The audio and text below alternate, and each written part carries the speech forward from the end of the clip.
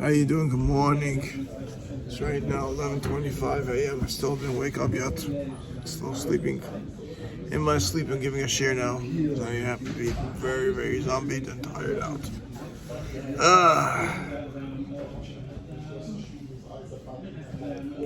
Family lesson of the day. Chaim family lesson of the day. Yutes Cheshvan, that's what we're holding right now. Wednesday, Yutes Cheshvan. Tashim Pei 11:24. Gauging a machloikis is a dreadful sin that is often accompanied by a host of other severe sins. The golden rule, nothing negative.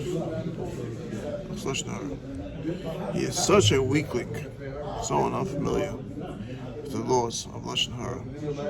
I consider this a perfectly proper statement. What did I say wrong? He's the nicest person I know, but he is a weakling. Such a statement is Lashon Hara.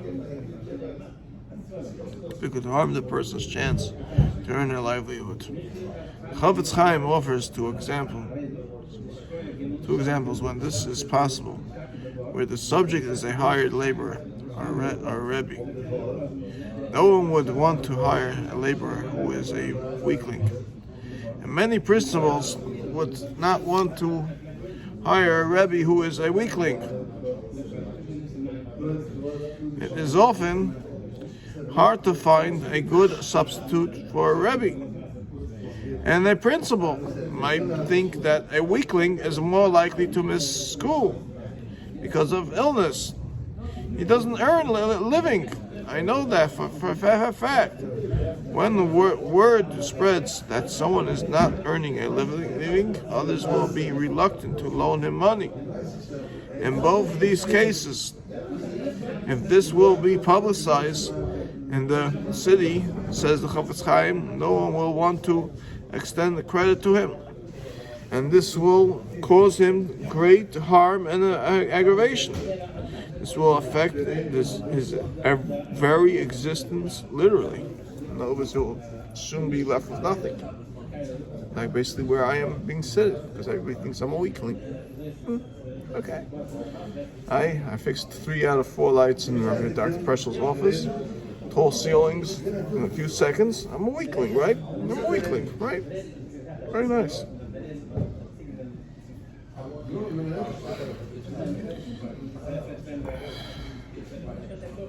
As we have noted previously, if such information needs to be told to TLS for a constructive purpose, then even 7 conditions which will be discussed later must be met, which is almost impossible. On the average day, he studies Torah for about 3 hours. You can expect a $36 donation from him. That's what he usually gives. Are such statements Lashon Hara? It depends about whom they are spoken. To say that a man who works from 9 to 5 studies Torah for 3 hours a day is a great compliment. But if we are speaking about someone who is a full-time yeshiva student, then this statement indicates that something is amiss. It's wrong.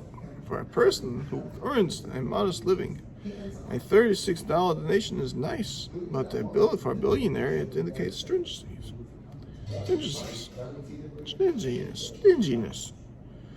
When deciding whether or not a statement is Lashon Hara, we should follow the Rambam's rule. Any statement that can cause a person physical or financial harm, frighten him, or distress him is Lashon Hara. What's wrong with saying that he never gives a donation larger than 36? Neither do I. This is flawed logic, says the Chafetz Chaim. Perhaps the speaker is not ashamed to say this because everyone knows that this is the most he can afford. A person of whom he is speaking, on the other hand, might be expected to give more, even if everyone knows that both men that have identical jobs and earn the same amount of money. This does not necessarily permit such a statement. If people would expect them to give more, the fact that a person is not embarrassed if something does not grant him a license to say it about someone else. Never refer to someone as a weakling, or say that he does less than would be expected of someone of his status. Being unashamed of your own faults does not give you the right to say that others possess these same faults. Anybody wants to donate to the Shir, could donate to Yaakov Yisrael Stern, 848-238-4432. Send a nice Zelle number or Zelle amount over. Kol Tov V'Atzlacha Rabbah. Bye bye.